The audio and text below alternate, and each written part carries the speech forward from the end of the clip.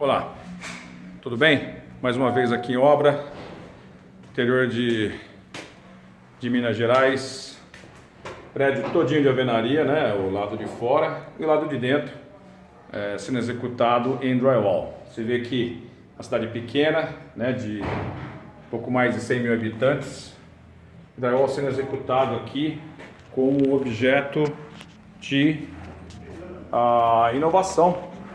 No investidor, ele quer ver como é que sai drywall, uma pessoa que viaja fora, conhece, né? Então a gente vai mostrar para vocês algumas coisas importantes para quem está começando com drywall, coisas que a gente não recomenda fazer, o que é correto, o que não é, a partir desse modelo, ok? Então vamos começar por aqui.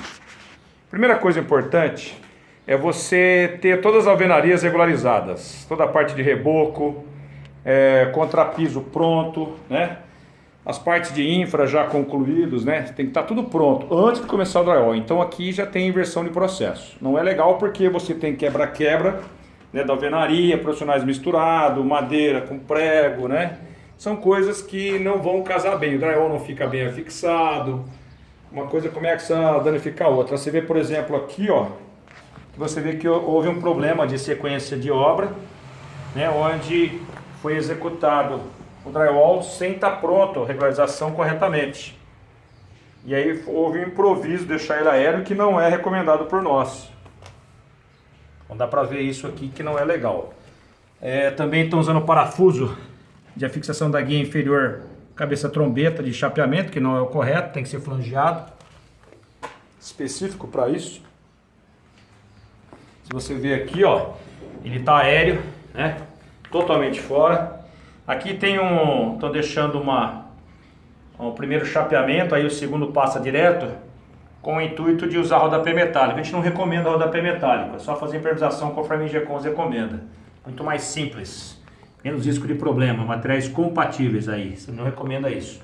Você vê que aqui também tem problema, a execução está totalmente fora do procedimento.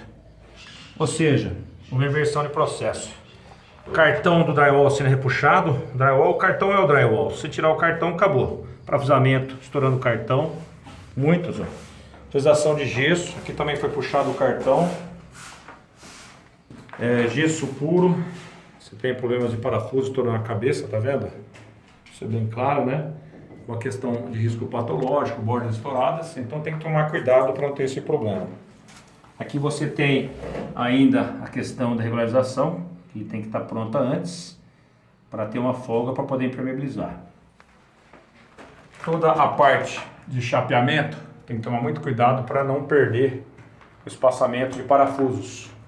O recomendado é de 25 a 30 no segundo chapeamento, no primeiro a cada 50 centímetros.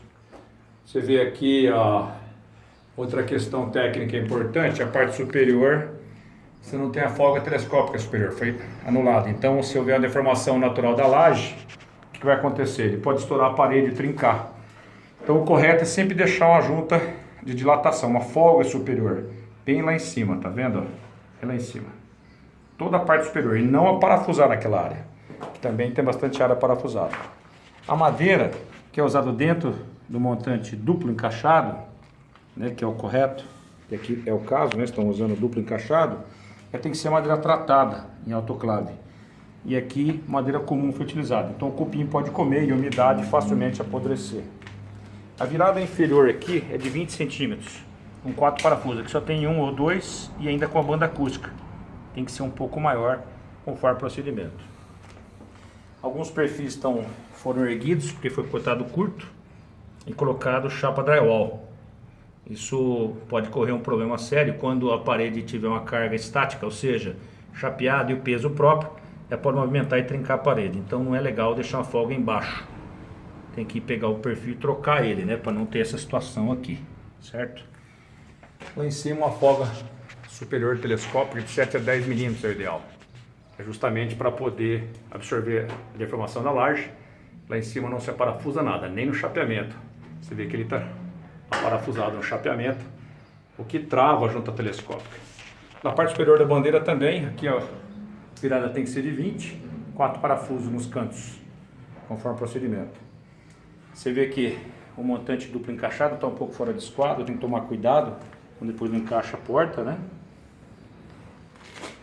Toda a parte de execução da obra, não utilizar gesso. Você vê que aqui tem gesso comum sendo utilizado. O que acontece o gesso? O gesso ele é rígido, é incompatível com o drywall.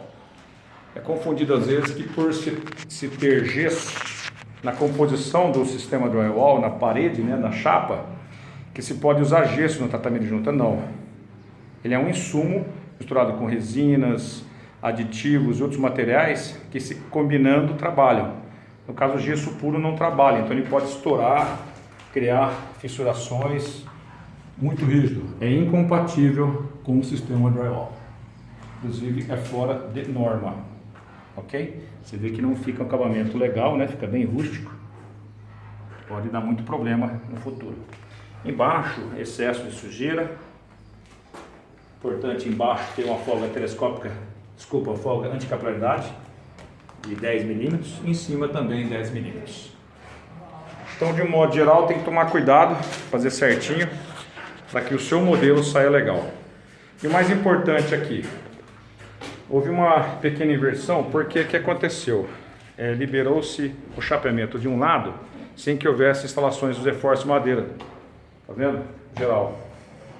E, inclusive, também não foi liberado para o chapeamento, mas como não, o ideal, acabaram cometendo esse erro e liberando o chapeamento de um lado.